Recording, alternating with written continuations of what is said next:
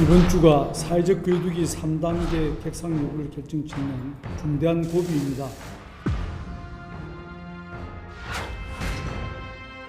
(8월 23일이) 흐름상 가장 피크를 그린 날이었던 걸로 추정이 되고 있고, 적어도 수도권에서는 이 증가세는 한번 꺾이지 않았나라고 추정을 하고 있고요. 이틀 연속 겉으로 보기에 확진자 수가 정체된 것처럼 보이고 있지만 전국 확산의 폭풍 전야라고 판단하고 있습니다. 적어도 증가하지는 않는 것으로 갈 거다라고. 따라서 현재는 힘들었고요. 상승 추세가 꺾였다든지 이런 얘기는 상당히 성급한 판단이라고 생각을 하고 있고,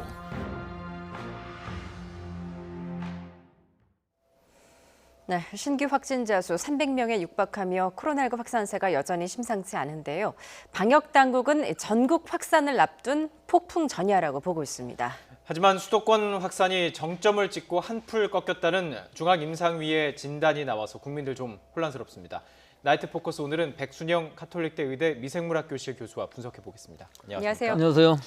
일단 어제 하루 국내 신규 확진자 수 280명이었습니다. 이틀 연속 300명 아래인데 지금 국민들의 불안감은 그 어느 때보다도 지금 좀 불안한 것 같습니다. 지금 현재 상황 어떻게 보고 계십니까? 예, 7월 말 8월 초만 해도 30명, 많아야 50명이던 것이 지금 300명대로 가니까 굉장히 불안하시죠. 네. 더구나 어제 266명 이 숫자는 사실은 주말에 진단검사 숫자가 적기 때문에 월요일은 항상 적은 수가 나옵니다. 예. 주말에 24일에 진단검사 수가 13,236건에 지금 환자가 266명이기 때문에 사실 네. 양성률 자체는 꺾이지가 않았던 것이거든요. 네네. 그래서 오늘의 숫자가 굉장히 중요했어요. 네. 일단 오늘 280명으로 올라가긴 했지만 검사 건수가 2만 1,000으로 결국은 평소로 돌아갔기 때문에 양성률이 많이 떨어진 상황이 됩니다. 즉 이 양성률은 1.33%이기 때문에 저 그래프에서 보시다시피 숫자 자체가 397이 크다는 문제가 아니라 네. 계속 양성률이 높게 나타나다가 지금 280명이라는 숫자에서 양성률이 상당히 많이 떨어진 부분이 분명히 있고요. 예. 이것이 이제 16일 날 2단계 사회적 거리두기 2단계로 간 효과가 어느 정도 나올 만한 시기이면서 또한 15일 날에 이 집회에서의 그 N차 감염이라는 것이 또 나오는 시기가 겹치기 때문에 어느 것이 먼저 갈 수 있느냐 하는 부분이 지금 판단의 근거일 수가 있거든요. 네네. 다만 오늘 하루 이것이 됐다고 그래갖고 우리가 안심할 단계는 분명히 아닌 것이고, 지금 이 상황이 더 악화될 수도 있는 것이고 완화될 수도 있지만 이것은 우리가 결정할 문제는 아니고 결국은 바이러스가 결정을 하겠지만 네네. 우리 국민들이 이걸 얼마나 잘 버틸 수 있느냐 하는 문제하고, 또 하나는 이 숫자가 계속 간다고 그러면 결국은 주말쯤 되면 의료 병상들이 다 완벽하게 모자랄 수가 있는 의료 공백 상태가 나타날 수도 있는 네. 위험한 순간일 수가 있거든요. 예. 그래서 이번 주말이 가기 전에 어느 정도 꺾여줘야만 버티지, 의료 체제도 버티기 어려운 상황. 결국 지금 상황은 3단계로 올려야 맞겠지만 지금 우리 국민들이 잘한다면 3단계로 올리지 않고 예. 조금 강화된 2단계에서 멈출 수 있겠다 하는 희망을 가지는 수치이긴 하지만 예. 당장 내일이 걱정입니다. 몇 명이나 나올지. 그렇습니다. 네. 이 280명이라는 숫자로 줄어드는 추세는 반갑지만 280명이 얼마나 N차 감염을 시켰을지도 모르는 부분이기 때문에 주의 깊게 봐야 되는데요. 지금 저희들이 나누고 있는 그 이야기가 가장 중심이 됐던 그 발언들을 저희가 좀 준비했습니다. 이 내용 듣고 계속 이야기를 나눠가도록 하겠습니다. 이후에 코로나 환자가 얼마나 더 늘겠느냐, 물론 이 자료로 예측하기는 어렵습니다. 어려운데 저희가 엊그제까지 대략 8월 23일이 흐름상 가장 피크를 그린 날이었던 걸로 추정이 되고 있고, 어제 오늘 추정을 해봤는데 오늘이 221명으로 수준이 그다지 증가하지 않는 거로 봐서는 아마도 적어도 수도권에서는 이 증가세는 한번 꺾이지 않았나라고 추정을 하고 있고요. 중앙임상위원회 연구 결과로는 5일 정도 소요가 되기 때문에 시간차가 한 5일 정도 벌어지고 있습니다. 그래서 5일 후에 요 수치들이 반영이 된다고 보시면 맞겠고, 그렇게 볼 때 아마 가장 많은 사람들이 중환자실에 입원되어 있는 상태가 될 때는 8월 30일 전후일 것 같습니다. 예, 이게 이제 오늘 중앙임상위의 기자회견에서 나온 발언이었는데요. 적어도 수도권의 경우에는 지난 23일이 정점이었고 지금 한풀 꺾였다라는 진단입니다. 교수님 이제 조금 전에 설명해 주신 게 양성률, 그러니까 검사 건수 대비 확진자 수가 오늘 줄어들었다는 게 의미가 있다라고 말씀해 주셨는데 이런 중앙 임상위의 진단은 어떻게 좀 평가하십니까? 예, 저는 평가할 만하다고 봅니다. 예. 분명히 피크상으로 보면은 그런데 이것이 지금 열을 넘어 세 자리 숫자로 계속 가고 있거든요. 거기서 지금 꺾였다고 보기보다는 일단 폭발적인 증가세가 멈췄다는 부분이 맞는 것 같고, 특히 오늘 결과를 보면은 앞으로 어떻게 될지 좀 더 하향 곡선을 갈 수 있지 않은 희망이 보이는 상황이기 때문에 이 희망적인 부분이 분명히 있기는 한데 여러 가지 걱정이 많죠. 특히 지금 수도권이 꺾였다고 말씀을 하셨는데 사실 우리가 8.15 집회 때문에 일어나는 N차 감염이 지방으로 확산되면 어떡하나 하는 부분들이 있었는데 예. 이 부분도 사실은 폭발적으로 증가하고 있지는 않기 때문에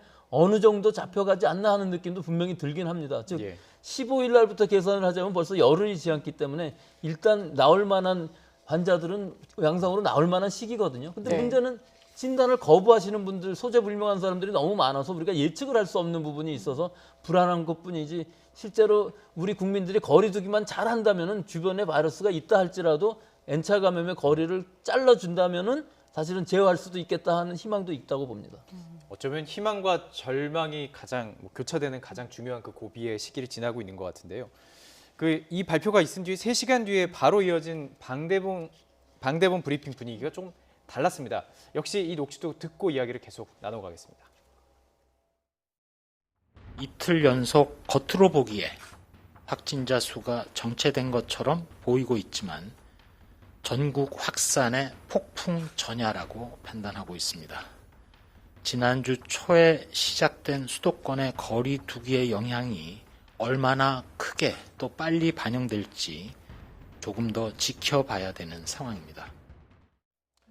그러니까 아직 안정 상태로 보기는 어렵다라는 분석인데, 저희가 이제 방송 시작 전에 교수님께 여쭤봤을 때 둘 다 일리 있다 이렇게 말씀하셨어요. 예, 이게 모순되는 얘기가 아닙니다. 지금 폭발적인 증가세가 멈췄다 뿐이지 이것이 언제 나타날지 모르는 것이, 우리 지금 지역사회에 있어서의 감염원 미상의 깜깜이 환자 비율이 거의 20%까지 올라가고 있기 때문에 어디서 환자가 폭발적으로 대규모 집단 발생이 일어나도 이상하지 않은 상황이거든요. 예. 그렇기 때문에 이 부분도 맞고 저 부분도 맞고 양쪽이 다 맞다는 게 이상해 보일 수도 있지만 우리가 예상할 수 없다는 것이 제일 큰 문제고, 결국은 우리 모두가 항상 바이러스가 옆에 있다는 것을 생각하시고 서로 감염되지 않게끔 조심하는 수밖에 없는 지금 상황이기 때문에 기본으로 돌아가서 마스크 쓰기, 손 씻기, 거리 두기, 이거를 잘 한다면은 결국은 우리가 통제할 수 있을 것이고, 지금 만약에 이걸 잘 한다고 해도 그건 한 1, 2주일 후에 나오는 것이니까 우리가 16일부터 한 것이 어느 정도 효과가 나온다고 보면서 해이해질 때가 아니라 지금부터라도 확실하게 방역을 할 수 있는 이런 우리 국민들의 회의감이 생기지 않게끔 노력해야 될 때라고 봅니다. 예, 지금 그 어느 때보다 사회적 거리두기가 중요한 시점이다라고 말씀을 해주셨는데요. 지금 사회적 거리두기를 3단계로 격상할지 여부를 두고 지금 방역당국 그리고 정부의 고심이 깊습니다. 이르면 내일 결정할 것이다, 이런 관측도 나오고 있는데요. 박능우 보건복지부 장관의 발언 듣고 오시죠. 이번 주가 사회적 거리두기 3단계 객상 여부를 결정짓는 중대한 고비입니다. 사회적 거리두기 3단계가 시작되면 일상이 정지되고 일자리가 무너지는 어려움을 감내해야만 합니다. 방역당국과 지자체는 추가 확산을 최소화하기 위해 공공기관 운영 중단 등 다양한 조치를 동원하고 있습니다. 예, 결국에는 이번 한 주가 그 3단계 격상으로 가는 주요 고비, 갈림길이지 않을까 싶은데요. 지금 희망적으로만 본다면 만약에 한풀 꺾였고 양성률도 계속 이대로 유지된다면 3단계로 격상을 하지 않아도 되는 상황인 건가요? 비관적인 거 먼저 말씀드리자면 예. 조금 아까 내일이라도라고 말씀하시지 않았습니까? 네. 지금 거의 댐으로 치면 물이 찰랑찰랑하는 순간이기 때문에 한 번이라도 폭발적인 증가가 나타난다면, 즉 내일 모레 사이에 내일이라도 당장 500~600명씩 두 배가 늘어난다면은 3단계 해야 될 거라고 봅니다. 이건 선제적으로 한다기보다 좀 늦었지만 네. 지금 우리는 희망을 보면서 이 순간이 계속 좀 완화되기를, 숫자가 줄어들기를 바라고 있지만 만약에 늘어난다고 그러면은 너무 늦으면 그다음에 돌이킬 수가 없는 상황이 되거든요. 예. 그러니까 지금 상황이 진짜 간당간당하는 상황이고 내일 모레 며칠 사이에 이번 주말까지 잘 유지가 된다 할지라도 결국은 병상의 핍박은 어쩔 수가 없는 상황이기 때문에 아주 중요한 순간이고, 또 지금이라도 잘 해야만 2단계가 유지되는 것이고, 또 한 가지 걱정은 3단계로 간다고 그랬을 때 과연 우리 국민들이 잘 버틸 수가 있느냐? 우리 한 번도 안 해본 상황이거든요. 네. 이때의 부작용뿐만 아니라 더 악화됐을 때 그 이상의 3단계 이상의 것이 없기 때문에 지금 2단계이긴 하지만 최대한 노력을 하는 2단계로서 지금 뭐 2.5단계라는 말씀도 많이 하시지 않습니까? 예. 특히 서울 경기 지역 같은 경우 뭐 10인 이상 집회도 금지하고 학교도 지금 원격 수업 이런 건 다 3단계 얘기거든요. 그러니까 지금의 상황에서 3단계로 올린다고 해서 국민의 경각심이 그만큼 한 단계 더 높아질 것으로 보이지는 않기 때문에 네네. 일단은 2단계는 유지하되 3단계 수준의 방역 수칙을 잘 지키는 것이 지금은 중요할 것이라고 봅니다. 예. 이 수치를 가지고 3단계, 2단계 뭐 결정을 할 수밖에 없지만 병실도 상당히 중요한 요인 아니겠습니까? 말씀해 주셨는데 지금 그 병실 상황은 지금 이 곡선이 조금만 낮아져서 한번 100명대 그 이후로만 쭉 연결이 된다면은 병실은 충분히 가동이 가능한 건가요? 그렇지도 않을 것으로 보이는 게요. 지금 뭐 중환자 병실이 7개 정도 남았다고 그러는데 하루 이틀이면 끝나는 얘기이기 때문에 결국은 수도권, 서울 수도권의 대학병원, 상급 병원들의 중환자 병상은 상당히 있는데도 불구하고 빈 병상이 없다는 뜻이거든요. 일반 예. 환자들이 항상 차 있기 때문에 그럴 수밖에 없어서 실제로 공공 영역에서의 중환자실이 좀 더 있어야 되는데 그런 부분이 모자라는 것을 항상 느끼는 것이죠. 그래서 뭐 의대 정원 얘기도 나오고 그러는 것인데 지금 상황으로 보면 뭐 100명으로 떨어진다고 그래서 이 병상들이 지금 어려울 것으로 보이는 것은 예. 결국은 한 5% 정도는 중증으로 가기 때문에 100명만 쳐도 하루에 5명씩은 명이네요. 중증 예. 환자가 나오는 것이고 환자가 이렇게 늘어나면서 한 5일 정도의 간격으로 중증으로 가는 피크를 보이고 있는 것을 역학조사로 또 임상 결과로 알 수가 있는 상황이기 때문에 예. 지금 이 한 주일 잘 지낸다 할지라도 결국은 병상 부족은 어쩔 수 없는 상황, 특히 중환자실의 부족은 어쩔 수 없는 상황일 것 같고 예. 일단 생활치료센터라든지 뭐 경증 환자들의 입원실 같은 경우는 어떻게든지 마련한다 할지라도 결국은 사망하시는 분들은 중환자실을 못 가서 사망하시는 부분이 있기 때문에 네. 이 부분은 굉장히 핍박을 받을 것으로는 보입니다. 예, 그러니까 앞서 중앙임상위에서도 중환자실에 입원이 되어 있는 상태가 될 때는 8월 30일 전후, 그러니까 가장 많은 사람들이 이제 중환자실에 입원을 할 것이다라고 분석을 했는데, 물론 병상도 중요하지만 그 중환자실, 그러니까 병상에 입원해 있는 중환자실을 케어할 의료진의 부족이 좀 그 부분은 좀 문제가 되지 않을까 싶은 그러니까요. 생각도 드는데요. 병실이라는 거를 뭐 얼마든지 늘릴 수 있을 것처럼 보이기는 예. 하지만 실제로는 그런 것이 아닌 것이 이 중환자실이라는 것은 거기에서 있어야 되는 인력이라든지 장비라든지 모든 시스템들이 다 갖춰져야 하기 때문에 네. 뭐 1, 2주일 만에 갑자기 늘릴 수 있는 것은 아니거든요. 음압병상 정도는 빨리 만들 수도 있겠지만 중환자실을 늘리는 것은 그렇게 간단한 것이 아니기 때문에 네네. 이런 감염병 사태가 없는 시기에 이것들을 잘 준비를 해놨어야 되는데 우리가 아무리 잘 K방역이 잘 돌아가는 것처럼 보여도 사실은 이런 공공 영역에서의 이런 여러 가지 병실이라든지 또 의료진의 수라든지 또 전체 베드 수라든지 이런 것들은 아직도 많이 모자라는 것은 분명한 것으로 보입니다. 네. 3단계를 하게 되면 확실히 좀 줄어들 수 있고 그런 병실 운영에도 좀 숨통이 트일까요? 그거는 분명할 것 같습니다. 지금 당장 3단계로 한다고 그러면 예. 거의 뭐 락다운 상황이기 예. 때문에 네네. 환자 수도 줄어들 것이고 확진자 수도 줄어들 것으로는 보이지만 그 부작용 또한 만만치 않을 것이고 그 효과랑 지금 부작용이랑 다 같이 계산을 해봐야 되는데 지금 상황에서 보면은 3단계로 간다는 것이 상당히 부담이 많을 것으로 보여서 네. 가능하면은 지금 순간을 좀 유지해 볼 수 있겠냐 하는 것이 관건이라고 보이고 네. 사실은 저는 희망적으로 좀 볼 수 있는 것이 지금 우리 국민들이 거의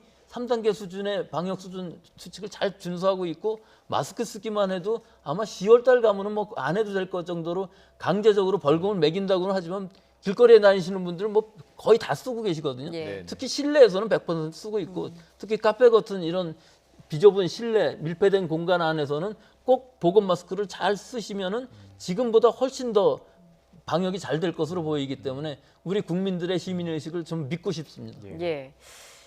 또 정치권에서는 이제 한 달여 앞으로 다가온 추석 연휴 때 그 이동 제한 가능성도 지금 언급이 되고 있습니다. 정부는 일단 검토한 바가 없다라고 선을 그은 상태인데 질본 같은 경우에는 만약에 최악의 경우에는 추석 연휴 때 이동 제한이 있을 수도 있다 이렇게 판단을 하는 것 같습니다. 이 부분에 대해서는 뭐 어떻게 판단하십니까? 글쎄요, 저는 개인적인 생각으로 우리는 지금 민주적인 방역을 지금까지 해왔고 지금이 최악의 상황이긴 하지만 예. 또 추석이 앞으로 한 달 이상 남기는 했지만 이게 얼마나 상황이 악화될지는 또 모르겠지만 네. 실제로 이런 이동 금지, 이동 제한 이런 것이 현실적으로 가능할까 하는 좀 그런 의문점은 분명히 생겨요.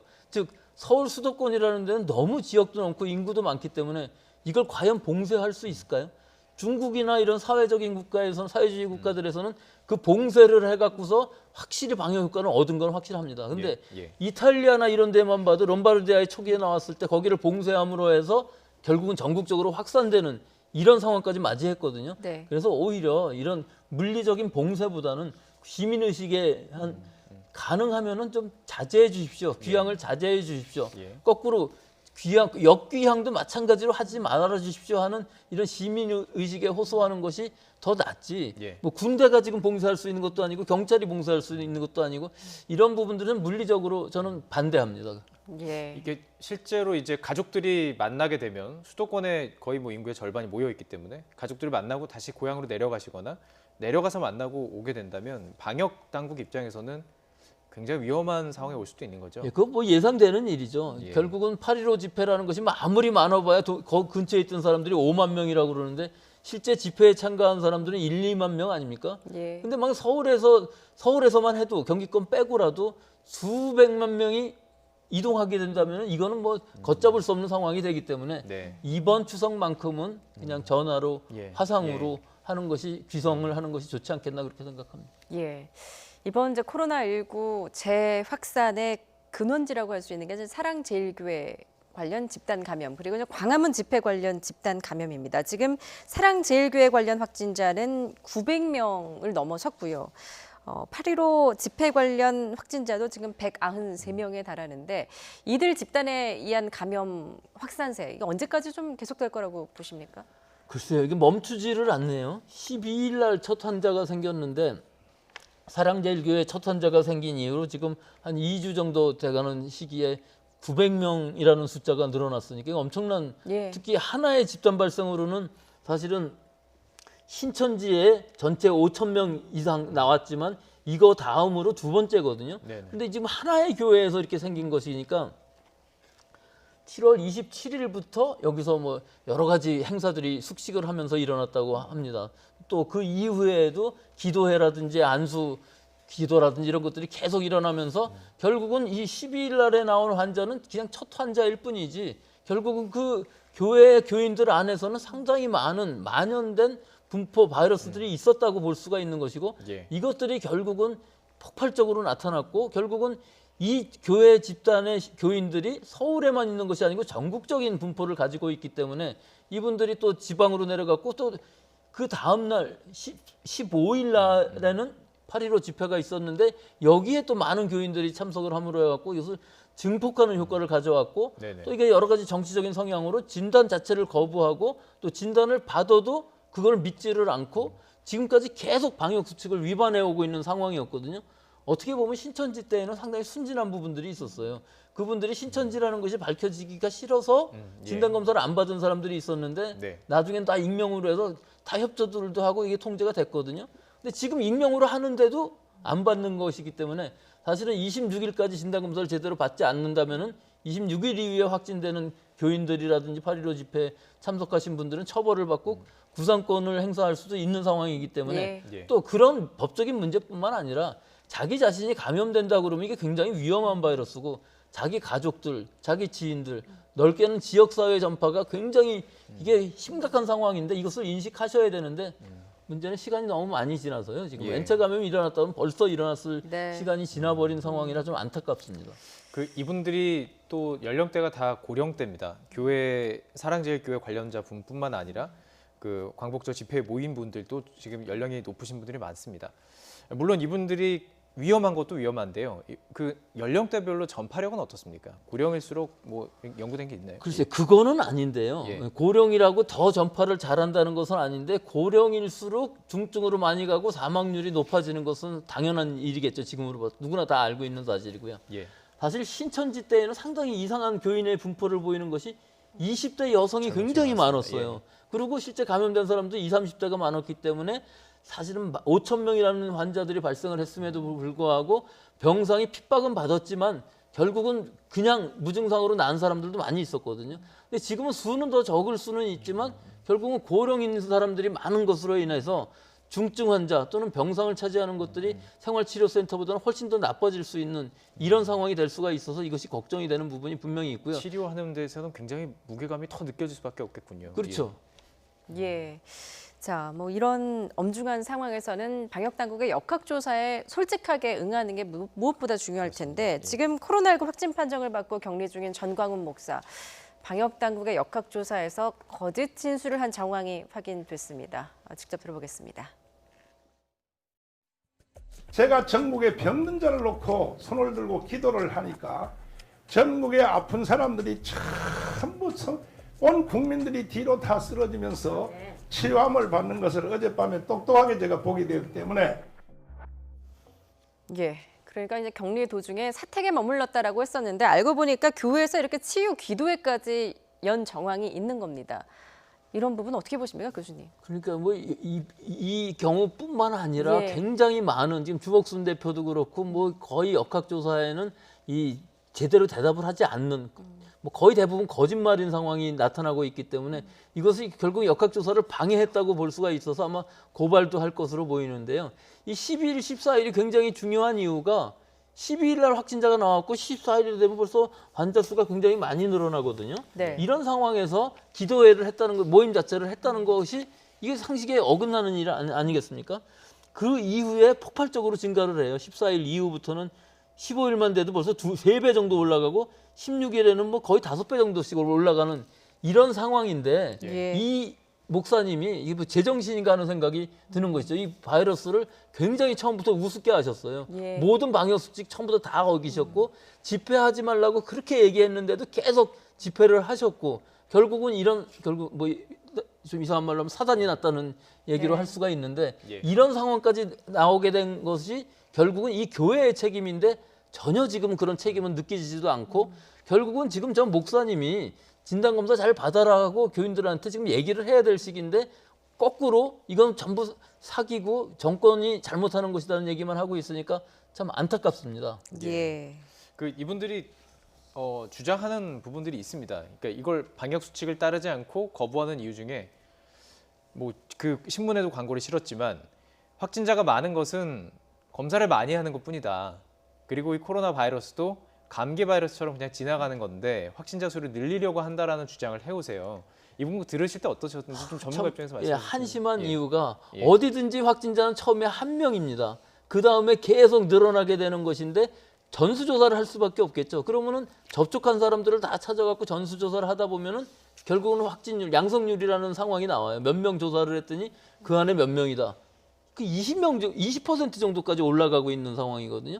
또 한 가지 감기에 불과하다. 그 얘기를 하시면서 한국에서는 1년에 2,500명 정도 독감으로 사망하는데 이거 지금 310명밖에 사망한 사람이 없지 않냐 이 얘기인데 이 얘기는 거꾸로 얘기하면 우리나라에서는 방역을 잘해서 빨리 진단을 하고 치료를 잘해서 지금 300명으로 유지가 된 것이지 미국 상황만 보더라도 지난해에 6만 명이 사망했는데 수천만 명이 감염이 되었거든요. 그런데 미국에서 지금 530만 명이 감염이 되고 17만 명이 사망을 했어요. 이거를 보면 이게 독감보다 얼마나 무서운 바이러스인지 적어도 20배 이상의 치사율을 가지고 있는 바이러스고 특히 독감하고 다르게 고령자에서는 엄청난 치사율을 가지고 있는 이런 바이러스를 감기와 비슷하다고 얘기하는 것 이거 자체가 굉장히 좀 무식하다고 볼 수 있습니다. 예. 자, 무엇보다 생활 방역이 중요한 시기인데 또 한 유튜버가 좀 개념 없는 행동을 해서 지금 논란이 되고 있습니다. 영업이 끝난 영화관에 마스크도 끼지 않고 무단 침입한 사실이 드러난 것인데요. 논란이 되자 결국 이 유튜버 사과에 나섰습니다. 이 부분 직접 들어보겠습니다.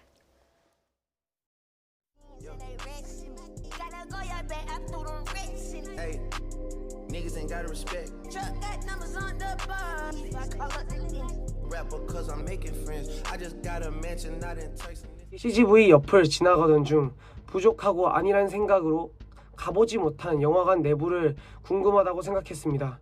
올바르게 그리고 사력 있게 행동하지 못한 점 다시 한번 죄송합니다.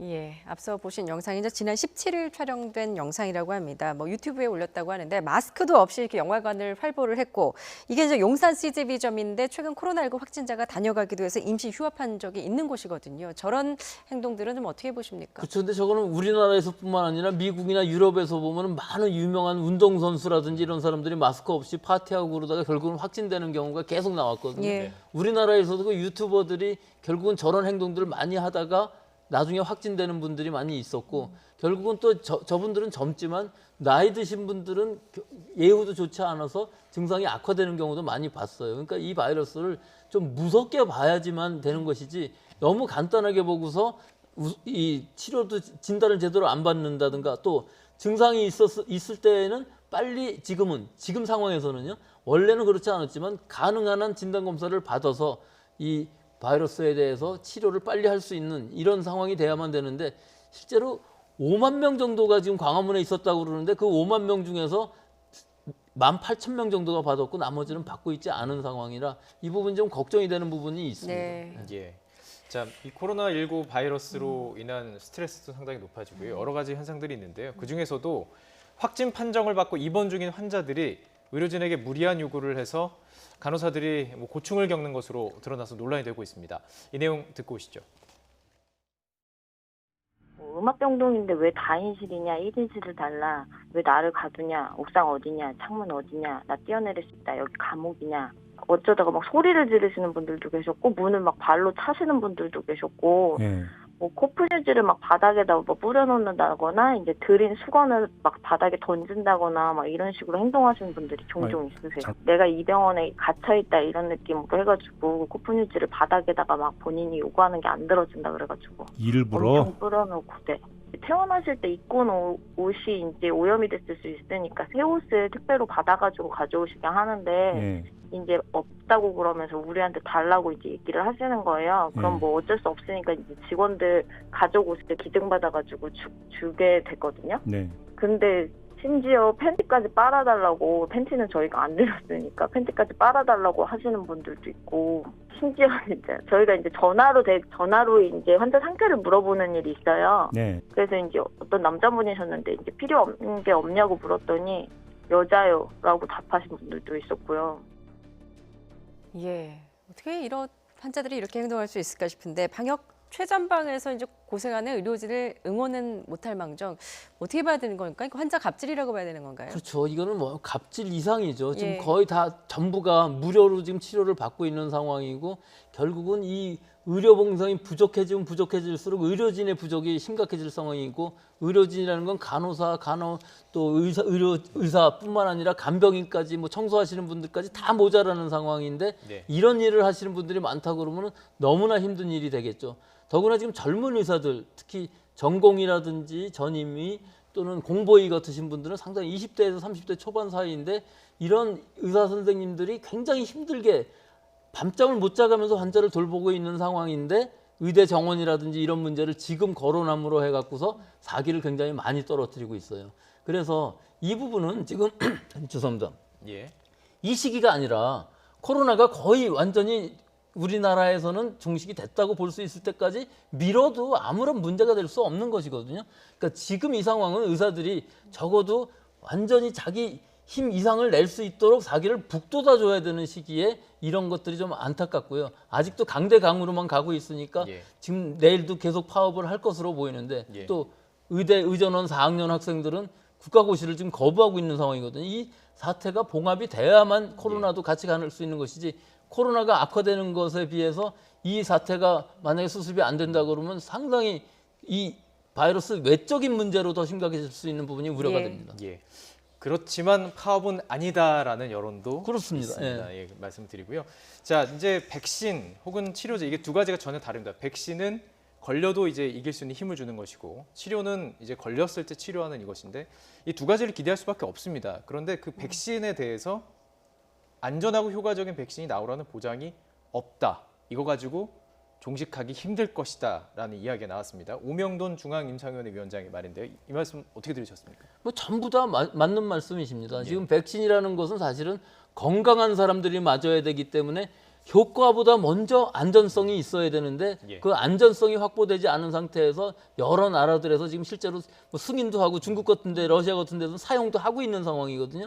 이것은 그렇게 사용하면서 안전성을 확보할 수도 있겠지만 실제 사람한테 그렇게 해서는 안 되고 잘 컨트롤된 상황에서 3상 실험을 한 다음에 그 이후에 부작용도 계속 체크를 해야 되는데 그것이 안 되고 있다는 것이 사실은 안타까운 일이고 따라서 올해 안에는 나오기가 굉장히 어렵습니다. 나온다 할지라도 안전성은 확보되지 않을 수가 있습니다. 또 한 가지는 이 백신이라는 것이 그럼 과연 효과가 얼마나 있을 것이냐. 보통 예. 지금 2번 맞는 거 정도로 하고 있는데 예. 2번 맞았을 때 상당히 오래 갈 수 있느냐. 그것도 사실 지금으로서는 확실치가 않아요. 네. 그래서 지금 뭐 여러 나라들에서 백신을 만들고 우리나라에서도 만들고 하고 있지만 우리가 한 번도 경험하지 못한 그런 백신을 만들었을 때에는 예상하지 못한 부작용도 나올 수가 있고요. 예. 또 중국 같은 데서 만드는 사백신 같은 것들은 사실은 뭐 효과만 있다고 그러면 안전성은 우리가 지금까지 사용해 왔던 것이기 때문에 예. 어느 정도 쓸 수도 있겠지만 지금 올해 안으로 이것이 나온다 할지라도 또 내년에 많은 사람들이 맞는다 할지라도 이 백신의 효과가 지금 오명돈 선생님이 말씀하신 것처럼 그렇게 뭐 게임 체인저가 돼갖고 모든 사람들이 면역을 얻어서 집단 면역이 형성이 돼야 되는데 이것을 지금 바이러스를 억압할 정도로 그 정도 수준까지 가기는 굉장히 어렵다. 결국은 예. 저거 WHO에서 얘기하는 것처럼 2년 정도 목표를 가지고서 우리가 좀 종식이 됐으면 좋겠다 하는 것이 아주 좀 큰 목표로 보이는 것이 예. 내년 연말까지라도 좀 백신도 개발이 되고 우리도 좀 바이러스에 대해서 저항력도 생기고 하는 것이 됐으면 좋겠는데 이게 어려운 부분이고요. 예. 치료약은 사실은 쉽게 보여도 더 어려울 수도 있습니다. 치료약은 어느 정도 부작용이 있다 할지라도 치료 효과만 있다면 쓸 수 있는 것인데 예. 실제로 새로운 물질을 가지고서 치료약으로 한다면 효과는 둘째치고 얼마나 그것이 부작용이 있는지를 네. 검사하는데 너무 시간이 많이 걸리기 때문에 예. 오히려 치료약은 어렵기도 하고 뭐 어떻게 보면 쉬워 보기도 하지만 나오기가 상당히 어려운 부분이 있어서 지금까지 알려진 약들을 갖고서 약효의 이제 재창출이라고 그래서 혹시라도 지금 안전성은 어느 정도 알려진 약들 중에서 효과가 조금이라도 있다면 찾아내는 작업들을 하고 있는데 지금으로서는 치료제로서는 뭐 그렇게 렘데시비르가 좋은 약인 것 같지 않고 예. 오히려 그 사망 치사율을 떨어뜨리는 데는 덱사메타손 같은 약이 소염제로서 스테로이드 소염제가 오히려 치사율을 낮출 수 있기 때문에 지금 두 가지를 치료제로 사용을 하고 승인을 하고는 있는데 아직까지 치료제, 백신 둘 다 좀 요원한 것이 좀 안타깝습니다. 예, 그런 의미에서 이제 백신이 나와도 팬데믹 상황 종결은 좀 어렵다 이런 우울한 전망도 나오고 있는 것 같습니다. 그런 만큼 이런 시기에는 무엇보다 개인 방역이 제일 중요하지 않을까. 마스크 착용을 좀 확실히 하고 하는 사회적 거리두기가 중요한 게 아닐까 싶습니다. 지금까지 백순영 가톨릭 의대 미생물학 교실 교수와 함께했습니다. 잘 들었습니다.